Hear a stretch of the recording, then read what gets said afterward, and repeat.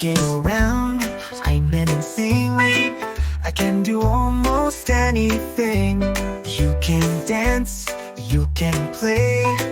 We can learn new words today. Can is for now, the things you do. Abilities in the present true. Say I can, don't be shy. You can reach the stars in the sky. I could run when I was small. I could climb that big school wall.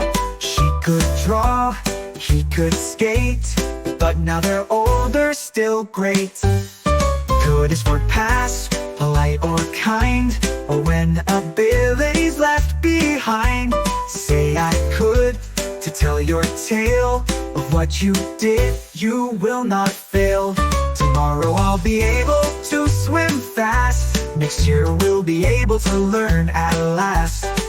I wasn't able to go that day, but now I am hip, hip, hooray. Be able to helps all the way. When can and could just cannot stay. Future, past, or any tense, it makes your English make more sense. I can't fly, I couldn't run, but I was able to have some fun. Can you help? Could you try? Will you be able to reach the sky? Can for now, could for then. Be able to works everywhere again. Use them right, it's understood. Yes, you can, you could, you will be able to.